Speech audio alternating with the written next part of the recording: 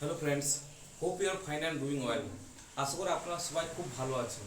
আজকে আমি ইংলিশ গ্রামারের টেন্স শুরু করেছি, কিন্তু একটা মোস্ট ইম্পর্ট্যান্ট যেটা টপিক, যেটা আমাদেরকে জানতে হবে ইংলিশকে আরও ভালোভাবে বুঝতে গেলে।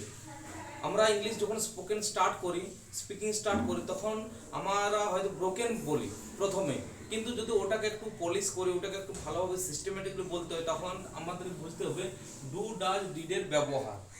তো আমরা ডু ডাজ এবং ডিড কখন আমরা ইউজ করব, কোন ক্ষেত্রে আমরা ডু ইউজ করব, কোথায় আমরা ডাজ ইউজ করব, কোথায় আমরা ডিড ইউজ করব সেন্টেন্সে, সেটা আজকে আমি এই ভিডিওর মাধ্যমে আপনাদেরকে শেয়ার করব এবং পুরোটাই ক্লিয়ার করার চেষ্টা করব। তো আপনার সঙ্গে থাকুন, আমি স্টার্ট করছি। তো আমার হেডিং যেটা টপিক হচ্ছে সেটা হচ্ছে ইউজ অফ ডু ডাজ এবং ডিড। আমরা টেন্স পড়েছি, মোটামুটি আমরা জানি কোথায় আমরা ডু ইউজ করি, কোথায় ডাজ, কোথায় ডিড। ওকে, কোন টেন্সে আমরা ইউজ করি ওটা আমরা জানি মোটামুটি। তো আমরা আজকে সঠিকভাবে জানবো আমরা কোথায় ডু এবং ডাজ এবং ডিড ইউজ করব। যেমন আমি লিখেছি কোথায় আমরা ডু ইউজ করব এবং কোথায় ডাজ এবং কোথায় did. We use do and does in present indefinite tense for making negative and interrogative sentences. আমরা কোন ক্ষেত্রে ডু এবং ডাজ ইউজ করব? যখন আমরা সেন্টেন্স বানাবো, নেগেটিভ সেন্টেন্স বানাবো এবং ইন্টারোগেটিভ সেন্টেন্স বানাবো। এই ক্ষেত্রে বেশি আমরা ইউজ করব। নেগেটিভ সেন্টেন্স আমরা যখন বানাবো এবং নেগেটিভ সেন্টেন্স মানে না বাচক সেন্টেন্স, পজিটিভ সেন্টেন্স মানে হ্যাঁ বাচক সেন্টেন্স বাক্য, নেগেটিভ সেন্টেন্স মানে হচ্ছে না বাচক বাক্য, ইন্টারোগেটিভ সেন্টেন্স মানে প্রশ্নসূচক বাক্য। যখন আমরা এই ধরনের বাক্য ব্যবহার করব, ইউজ করব, বানাবো, তখন আমরা ডু ডাজ এবং ডিড ব্যবহার করব। ঠিক আছে, তাহলে একটু বলে রাখি, এই যে ডু এবং ডাজ এটা কোন টেন্সে আমরা ইউজ করছি? প্রেজেন্ট ইনডিফিনিট টেন্সে। প্রেজেন্ট ইনডিফিনিট টেন্স আমি ডেফিনেশন বলেছি, যেটা আমাদের প্রত্যেক দিন আমরা যে কাজগুলো করি, প্রত্যেক দিন যেমন ইউনিভার্সাল ট্রুথ আছে, হ্যাবিচুয়াল ওয়ার্ক আছে, আমরা প্রত্যেক দিন যে কোনো কাজ করি সেগুলো হচ্ছে প্রেজেন্ট ইনডিফিনিট টেন্স। তাহলে আমরা কিছু এক্সাম্পল দেখে নিই। যেমন আমরা ডু কোন ক্ষেত্রে ইউজ করবো, সাবজেক্ট দেখে আমাদেরকে বুঝতে হবে, যেখানে I you we they, I you we they, যদি এই ধরনের সাবজেক্ট থাকে বা প্লুরাল মানে বহু বচন যদি থাকে, তাহলে আমরা ডু ইউজ করব। তাহলে আমরা কি ইউজ করব? তাহলে আমরা ডু ইউজ করব। আচ্ছা, ইউজ অফ ডু আমি তিন ধরনের সেন্টেন্স আমি লিখেছি, পজিটিভ, নেগেটিভ, ইন্টারোগেটিভ। পজিটিভ আমি মানে বললাম মানে হ্যাঁ বাচক, নেগেটিভ মানে হচ্ছে না বাচক, ইন্টারোগেটিভ মানে হচ্ছে প্রশ্নসূচক বাক্য। Positive, negative, interrogative, positive, negative, interrogative. Okay, তো এই তিন ধরনের আমি সেন্টেন্স লিখেছি। তো আমরা এক এক করে দেখব। যেমন প্রথমে লিখেছি they play cricket. They play cricket মানে এটা কি, তারা ক্রিকেট খেলে, মানে এটা প্রত্যেক দিনের কাজ, তারা ক্রিকেট খেলে প্রতিদিন। ওকে, আমি এখন লিখি না যে দে প্লে ক্রিকেট ডেইলি, মানে বুঝতে পারা যাচ্ছে যে তারা প্রতিদিন ক্রিকেট খেলে বা রেগুলারলি খেলে। ওকে, আচ্ছা, এটা নেগেটিভ সেন্টেন্স কিভাবে বানাবো? They do not play cricket. আমরা এখানে কি ইউজ করছি? ডু ইউজ করছি এবং তার সাথে নট ইউজ করছি। কি ইউজ করছি? ডু এবং তার সাথে নট। তাহলে আমাদের এটা নেগেটিভ সেন্টেন্স হয়ে যাচ্ছে। They do not play cricket. দেখুন এখানে আমি লিখেছি দে প্লে ক্রিকেট, এখানে আমি ডু ইউজ করছি না, কারণ আমার খুব একটা দরকার হচ্ছে না এখানে ইউজ করার জন্য। তো দে প্লে ক্রিকেট। কিন্তু যখন নেগেটিভ সেন্টেন্স বানাবো তখন আমরা ডু ইউজ করব।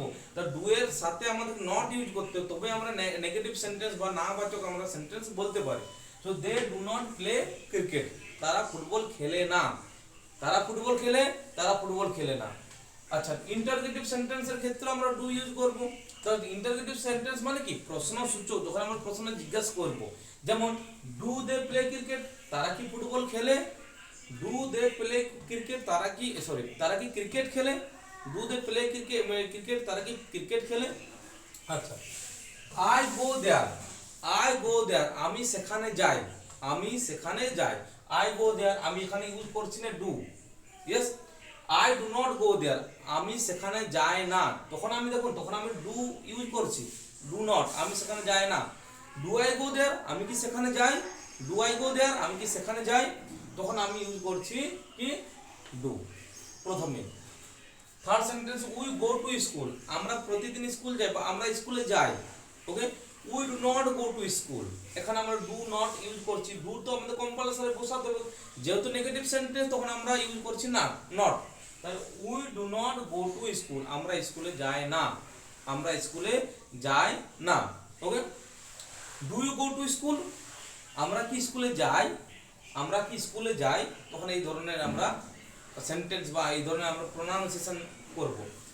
আই টেক বাথ ডেইলি, मैं प्रतिदिन स्नान करी, मैं प्रतिदिन মানে আমি প্রতিদিন স্নান করি। I do not take bath daily, আমি প্রতিদিন স্নান করি না। ওকে, আমি প্রতিদিন স্নান করি, আমি প্রতিদিন স্নান করি না।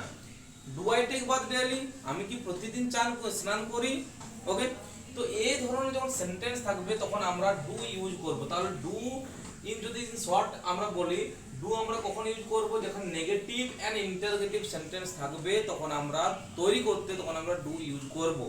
সাপোজ আমি যদি এখানে লিখি I do play cricket, okay, সেন্টেন্সটা রং না, সেন্টেন্সটা কোনটা এটা রং না, রং সেন্টেন্স বা ইনকারেক্ট সেন্টেন্স না, কিন্তু আমরা কখন ইউজ করব, বেসিক্যালি বা মোস্টলি টাইম আমরা নেগেটিভ এন্ড ইন্টারোগেটিভ সেন্টেন্স আমরা ইউজ করব। আমরা বলতেই পারি they do play cricket, okay, they do play cricket, sentence correct. Okay, কিন্তু আমরা নেগেটিভ এবং ইন্টারোগেটিভের ক্ষেত্রে ইউজ করব। যদি আমরা ইউজ করতে হয়, যেমন do I go, do you go there, suppose আমি কাউ কোশ্চেন জিজ্ঞেস করছি ডু ইউ গো দেয়ার, তুমি কি সেখানে যাও, তখন আমি যদি বলি ইয়েস আই ডু গো দেয়ার, মানে আমি এমফাসিস করছি, আমি জোর করে বলছি। ওকে, বাক্যের মধ্যে আমার একটা জোর থাকবে তখন আমি ডু ইউজ করব এই পজিটিভ সেন্টেন্সে। ওকে, যেমন ডু ইউ গো দেয়ার, তুমি কি সেখানে যাও, তখন আমার অ্যান্সার হতে পারে yes I do go there, আমি সেখানে যাই, মানে আমার ওই বাক্যটার মধ্যে আমার একটা জোর থাকবে, এমফাসিস থাকবে। Okay, we use emphasis in the sentence when you use do, okay, in positive sentence. I take bath daily, I do take bath daily, it is also correct sentence, but আমরা mostly use করি negative and interrogative ক্ষেত্রে do use করি। ওকে, তাহলে এটাই ছিল do. Do আমরা কখন use করছি, প্লুরাল নাউনের ক্ষেত্রে, প্লুরাল নাউনের ক্ষেত্রে, ওকে, এবং নেগেটিভ এন্ড ইন্টারোগেটিভ সেন্টেন্সের ক্ষেত্রে, নেগেটিভ এবং ইন্টারোগেটিভ সেন্টেন্সের ক্ষেত্রে আমরা ইউজ করছি, এবং কোন টেন্স ইউজ করছি, প্রেজেন্ট ইনডিফিনিট টেন্স ইউজ। তো এরপর আমরা দেখব যে ডিড আমরা কোথায় ব্যবহার করব বা ইউজ করব। তো আমি লিখেছি we use did in past indefinite tense for making negative and interrogative sentences. আমরা বুঝতে পারলাম ডু এবং ডাজ কোথায় ইউজ করব, নো, প্রেজেন্ট ইনডিফিনিট টেন্সের ক্ষেত্রে, প্রেজেন্ট ইনডিফিনিট টেন্সের ক্ষেত্রে আমরা ডু এবং ডাজ ইউজ করব। পাস্ট ইনডিফিনিট টেন্সের ক্ষেত্রে আমরা ডিড ইউজ করব। ডু, ডাজ, ডিড এগুলো কি, এগুলো হচ্ছে হেল্পিং ভার্ব। ওকে, এগুলো হেল্পিং ভার্ব আমরা কোথায় ইউজ করছি, ডু এবং ডাজ আমরা ইউজ করছি প্রেজেন্ট ইনডিফিনিট টেন্সের ক্ষেত্রে, এবং পাস্ট ইনডিফিনিট টেন্সের ক্ষেত্রে আমরা ডিড ইউজ করছি অ্যাজ এ হেল্পিং ভার্ব হিসেবে। আমরা নেগেটিভ সেন্টেন্সের ক্ষেত্রে ইউজ করছি এবং ইন্টারোগেটিভ সেন্টেন্সের ক্ষেত্রে ইউজ করছি। ওকে, তো আমরা দেখি কিছু এক্সাম্পলস, যেমন positive sentence, negative sentence, interrogative sentence. Positive sentence কি লিখেছে, আই ওয়েন্ট দেয়ার। ওকে, আমি ডাজ আমি ইউজ করা শিখিয়েছি আপনাদেরকে, দেন ডু ইউজ করা শিখেছি। এরপরে যখন আমরা দেখছি ডিড, যেখানে আমি বলছি যে আই ওয়েন্ট দেয়ার, মানে আমি সেখানে গিয়েছিলাম। ওকে, আমি সেখানে গিয়েছি। ওকে, আই ওয়েন্ট দেয়ার, আমি সেখানে গিয়েছিলাম। I did not go there, I did not go there, আমি সেখানে যাইনি, আমি সেখানে যাইনি। ওকে, ডিড আই গো দেয়ার, আমি কি সেখানে গিয়েছিলাম, আমি কি সেখানে গিয়েছিলাম। তো এরকম সেন্টেন্সের ক্ষেত্রে তখন আমরা কি ইউজ করব, ডিড নট। নেগেটিভ সেন্টেন্স ক্ষেত্রে আমরা ডিড নট ইউজ করছি, মানে নট ইউজ করছি, এবং ডিড ইউজ করছি। ডিড নট মানে নেগেটিভ সেন্টেন্স আসছে। ইন্টারোগেটিভ সেন্টেন্সের ক্ষেত্রে আমরা কি ইউজ করছি, ডিড প্রথম ইউজ করছি, did I go there, did I go there. Okay, তো আমরা বুঝতে পারছি যখন আমরা ডিড প্রথমে ইউজ করছি তখন আমরা ভার্বের ফার্স্ট ফর্ম ইউজ করছি। ডাজ আমরা যখন ইউজ করছি তখন ভার্বের ফার্স্ট ফর্ম ইউজ করছি। ডু যখন আমরা ইউজ করছি তখন ভার্বের ফার্স্ট ফর্ম ইউজ করছি। তো আমরা বুঝতে পারলাম ডু, ডাজ এবং ডিড যখন আমরা ইউজ করছি for making interrogative sentence we use verb first form or base form. Okay, the next sentence, Ram ate food, Ram ate food, Ram খাবার খেয়েছে। ওকে, খেয়েছে মানে পাস্টে হয়ে গেছে। Okay, Ram did not eat food, Ram খাবার খায়নি, কেউ যদি জিজ্ঞাসা করে রাম কি খাবার খেয়েছে, রাম কি খাবার খেয়েছে? No, Ram did not eat food, Ram খাবার খায়নি। Did Ram eat food, Ram কি খাবার খেয়েছে? তো এরকম ক্ষেত্রে আমরা ইউজ করব ডিড। তাহলে ডিড আমরা ইউজ করছি প্রথমে এবং তারপর ভার্বের ফার্স্ট ফর্ম। ওকে, আচ্ছা next, they bought a new car, they bought a new car. লক্ষ্য করুন এখানে দে মানে এটা সাবজেক্ট, বট, বট মানে ভার্বের কোন ফর্ম হচ্ছে, বাই বট বট, ভার্বের সেকেন্ড ফর্ম আমরা ইউজ করছি। ওকে, দে বট এ নিউ কার, তারা একটা গাড়ি কিনেছে। ওকে, কার কিনেছে, নতুন কার কিনেছে। Okay, they did not buy a new car, তারা কোন কার কিনেনি। Okay, they did not buy a new car, তারা গাড়ি কিনেনি বা কার কিনেনি। Did they buy a new car, তারা কি গাড়ি কিনেছে, তারা কি গাড়ি কিনেছে। ওকে, তো আমরা বুঝতে পারছি এখানে একটা কনফিউশন হতে পারে আপনাদের। যেমন প্রথমে আমরা যখন শিখলাম ডু আমরা কোন ক্ষেত্রে ইউজ করব, যখন আমরা I do, you do, they do, we do আমরা ইউজ করছি। ডাজ আমরা কখন ইউজ করছি, he she it means third person singular number ক্ষেত্রে। প্লুরালের ক্ষেত্রে আমরা ইউজ করছি ডু, সিঙ্গুলার ক্ষেত্রে আমরা ইউজ করছি ডাজ। কিন্তু এই ক্ষেত্রে ডিড আমরা কোন সাবজেক্টের ক্ষেত্রে ইউজ করব, ডিড আমরা সিঙ্গুলার এবং প্লুরাল অল সাবজেক্টের ক্ষেত্রে আমরা ইউজ করব ডিড। আমাদের মনে রাখতে হবে ডিড এমন না যে আমি শুধু আই এর ক্ষেত্রে ইউজ করব, আমি শুধু সিঙ্গুলার নাউনের ক্ষেত্রে ইউজ করব, আমি শুধু প্লুরাল নাউনের ক্ষেত্রে ইউজ করব। এই ক্ষেত্রে কোনো অসুবিধে নেই, আমরা যে কোনো সাবজেক্টের ক্ষেত্রে আমরা ইউজ করতে পারি ডিড, যেখানে শো করছে পাস্টে, পাস্টে কিছু ঘটে যাওয়া কাজের উপর। ওকে, তো এটাই ছিল একটা ভিডিও যেখানে আমি আপনাদেরকে শেয়ার করলাম ডু, ডাজ এবং ডিডের সঠিক ব্যবহার।